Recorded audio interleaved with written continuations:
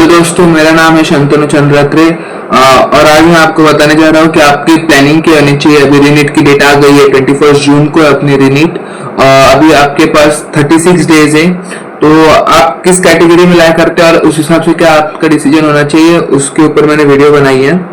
तो पहले देखो, 3 टाइप के बच्चे रह गए। पहले जिनको बस क्वालिफाई होना है और उनको अब्रॉड जाना है या फिर मैनेजमेंट कोटा से कहीं पे सेमी गवर्नमेंट या फिर प्राइवेट में डीम यूनिवर्सिटी वगैरह में एडमिशन लेना है। सेकेंड वो हो गए जिनके 300 प्लस मार्क आ रहे हैं और थर्ड हो गए जिनके 500 प्लस मार्क आ रहे हैं। तो पहले 300 प्लस में भी 3 टाइप के रह गए। फर्स्ट अटेम्प्ट वाले जिन्होंने 12th के साथ दिया था, फिर फर्स्ट ड्रॉप वाले और मोर देन 2 ड्रॉप्स वाले। पहले देखो, जस्ट वांट टू क्वालिफाई, इन्हें क्या करना है, पहले तो अभी सिर्फ और सिर्फ बायोलॉजी पे फोकस करो। बायोलॉजी के जितने भी इंपॉर्टेंट टॉपिक्स है वो सारे करो।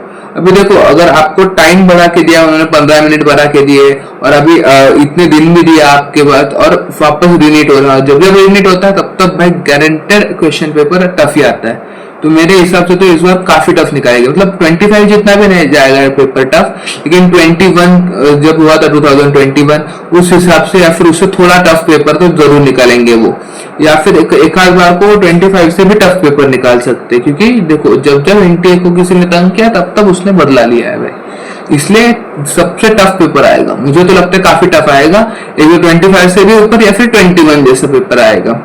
हाँ, तो आपको उसमें क्वालिफाई करने के लिए ज्यादा मार्क्स नहीं लगेंगे, 150 प्लस मार्क लगेंगे और कितना भी पेपर टफ आ जाए, लेकिन बायोलॉजी में वो 250 मार्क्स 200 to 250 मार्क्स आसानी रखते हैं। उसके ऊपर लाने के लिए, मतलब 250 to 360 में जाने के लिए वो टफ निकालते हैं, मतलब बच्चे 300 से नीचे रहने चाहिए, लेकिन कुछ मार्क आए इसके लिए वो हमेशा 250 से ऊपर बच्चे इसके लिए भी ट्राई करेंगे।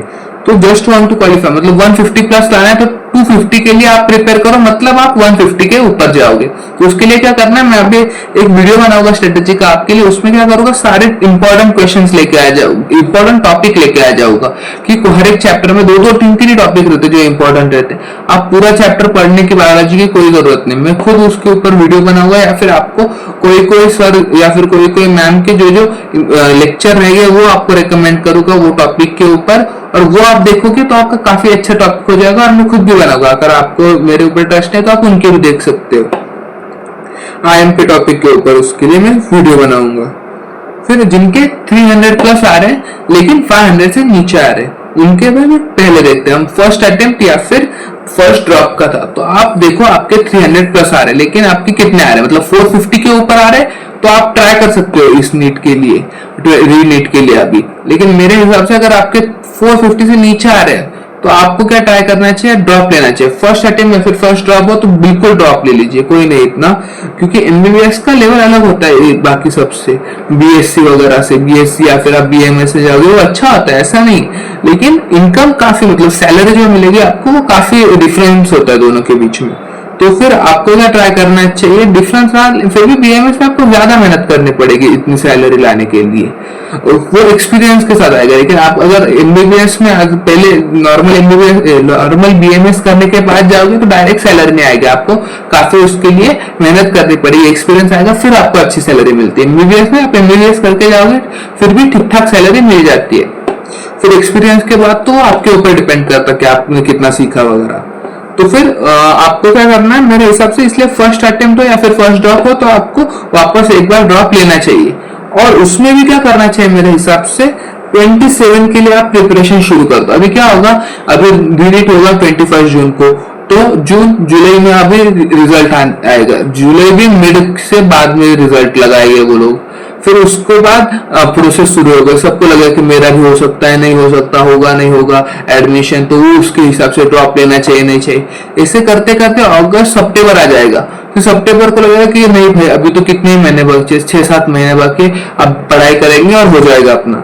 लेकिन नहीं, वो काफी टफ जाएगा आपके लिए, क्योंकि मई में नीट होगा अगला वाला, तो फिर उसमें आपको 6-7 महीने, इसलिए काफी ज्यादा लोग ड्रॉप लेंगे। तो आपको क्या करना है, अभी से 27 का प्रिपरेशन शुरू कर रहे हैं। अगर उन्होंने समझ लो दिसंबर में किया या फिर सितंबर, अक्टूबर, नवंबर, दिसंबर, तब अगर उन्होंने ड्रॉप लिया तो उनका सिलेबस ही अप्रैल में खत्म होगा, और अप्रैल में सिलेबस खत्म होगा तो काफी कम चांसेस होते हैं कि आपका हो जाए सिलेक्शन। तो आपका सिलेबस खत्म होना चाहिए जनवरी फरवरी में, तब आपका अच्छे से रिवीजन होता है एक बार, और फिर आप 2-3 टेस्ट देते हो। आपका रिवीजन ऐसा होना चाहिए कि आपको जनवरी में जो जेईई का फर्स्ट अटेम्प्ट होता है उसके पहले आपका सिलेबस एक बार होना चाहिए, और अगर कोशिश हो तो उसके लिए अगर एक 10-15 दिन में एक बार रिवीजन हो जाना चाहिए। फिर जेईई में आपके 90 के ऊपर परसेंटाइल आए तो वापस आपको करना है, फिर अप्रैल तक आपको पढ़ना है जेईई के लिए भी, मतलब जेईई तक 2 बार रिवीजन होना चाहिए आपका सेकंड अटेम्प्ट जो अप्रैल में रहता है जेईई का, तब तक फिर आप अप्रैल मतलब आपका तब हो जाएगा कि अब अगर आप उसमें भी 96-97 परसेंटाइल आ गए आपके सेकंड अटेम्प्ट जेईई में, तो आपका ऐसा होगा कि फिजिक्स केमिस्ट्री अब अच्छे से हो चुका है, और बायोलॉजी तो आपका दिसंबर में ही खत्म होना चाहिए। फिर जनवरी फरवरी मार्च तक आपको सिर्फ एनसीईआरटी पढ़ना है, रोज सुबह उठ के 4-4 5-5 चैप्टर एनसीईआरटी पढ़ने, पहले एक चैप्टर 2 चैप्टर ऐसे पढ़ना है और ऐसे प्रिपरेशन करना है। मैं उसके लिए भी अलग से एक वीडियो बनाऊंगा कि आपको कैसे प्रिपेयर करना है। इसलिए मेरे हिसाब से आपने क्या करना चाहिए, अभी आपने 27 के लिए प्रिपरेशन करना चाहिए। अगर आपको 450 से नीचे है और 300 से ऊपर है तो आप ड्रॉप लीजिए, मेरे हिसाब से हो जाएगा आपका। अगर आपने अच्छे से पढ़ा तो आराम से हो जाता है। अगर आपको बैचेस नहीं मिल रहे, अभी यकीन वगैरह अलग सर ने बोला कि वो बाद में शुरू करेंगे वगैरह, आप उनके पहले वाले खजाना वगैरह लीजिए और उससे प्रिपरेशन शुरू कर दीजिए। वो आपको बैच अगर चाहिए तो 3,500-4 हजार 4-5 हजार लग जाएगी, लेकिन आपके यहाँ पे एमबीबीएस में बहुत ज्यादा पैसे बच जाएंगे अगर आपने अभी स्टार्ट कर दिया तो, क्योंकि आपका सिलेबस फिर जनवरी तक खत्म हो सकता है। और जनवरी में खत्म हो गया तो जनवरी में एक रिवीजन, फरवरी में दूसरी, फरवरी मार्च में आपको एक तीसरी रिवीजन हो सकती है। ऐसे फास्ट और करते जाने पे स्पीड भी बढ़ता है, मतलब 4-5 रिवीजन तक आप कर सकते हो और आपको करीबन मतलब 40-50 तो फुल सिलेबस मॉक टेस्ट दे पाओगे आप मार्च और अप्रैल में। क्योंकि जब बच्चे क्या कर रहे होंगे, आप फर्स्ट रिवीजन शुरू करोगे तो आप पेपर देने लग जाओगे, तो आपका मार्जिन कितना ऊपर हो जाएगा उनसे, ये आप सोचिए।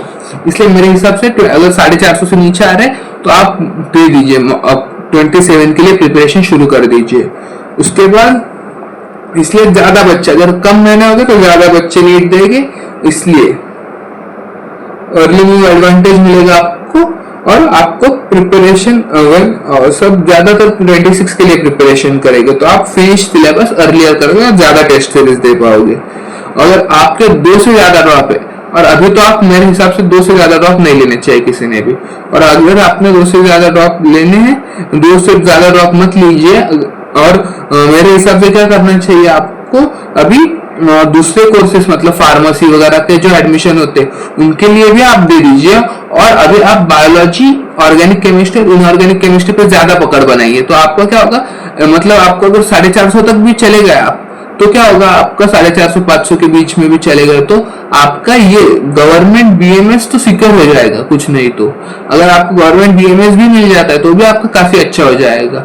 उसके बाद आप क्या करिए, मेरे हिसाब से ये नीट फिजिक्स कोटा करके एक सर है, उनका केटीएस बैच करके है, उसमें 20 लेक्चर है, तो वो लेक्चर कीजिए। उससे फिजिक्स में मुझे तो काफी बेनिफिट हुआ था। मैंने आखिर में मैंने पूरा पढ़ा था 2 साल, लेकिन उसके बाद आखिर में मैंने रिवीजन के लिए उनका देखा था, और मेरे मतलब जो मैंने इतने साल नहीं पढ़ा था, 2 साल पूरा पढ़कर भी नहीं हुआ, तो वो उस 20 लेक्चर में हुआ था, एकदम कंसेप्ट स्ट्रांग हो गए थे मेरे, तो उससे काफी बेनिफिट हुआ था मुझे। मैं आपको हाईली रिकमेंड करूंगा कि नीट फिजिक्स कोटा के सर का केटीएस बैच 1 है, केटीएस बैच करके क्रैश कोर्स है, बहुत बढ़िया है। वो नोट्स नहीं देते और मास्टरशीट वो खरीदना पड़ेगा, आप वो देखो आपको खरीदना है कि नहीं खरीदना, लेकिन उनके लेक्चर तो मेरे हिसाब से आप देखो, बहुत ही बढ़िया है वो लेक्चर। और साइड बाय साइड आपको बायोटेक्नोलॉजी, फार्मेसी, उसके एडमिशन का भी देखना चाहिए। और इधर भी आपके अगर 500 तक चलेगा तो आपका गवर्नमेंट ईएमएस हो जाएगा एटलीस्ट, अगर पेपर इसी लेवल का आया। लेकिन बहुत टफ आ गया पेपर तो पिछले साल का, तो आपको 300-350 से ऊपर मार्क्स लाने पड़ेंगे गवर्नमेंट बीएमएस के लिए। और अगर आपके मार्क्स 500 से ऊपर है या फिर 450 से ऊपर है, मेरे हिसाब से मैं आपको स्ट्रेटेजी वीडियो बनाऊंगा। मेरे हिसाब से तो अभी आपको सिर्फ और सिर्फ ज्यादा से ज्यादा पेपर देने हैं और कुछ भी नहीं करना। जितने ज्यादा पेपर दोगे उतना अच्छा होता है। मतलब मैं बनाऊंगा इसके लिए भी वीडियो, आप कैसे प्रिपेयर करना चाहिए, क्या करना चाहिए। तो आप सब्सक्राइब कर लीजिए ऐसे ही आपको स्ट्रेटेजी वीडियो के लिए, और आपको क्या करना चाहिए क्या नहीं करना चाहिए अभी, और नीट के अपडेट्स के लिए भी।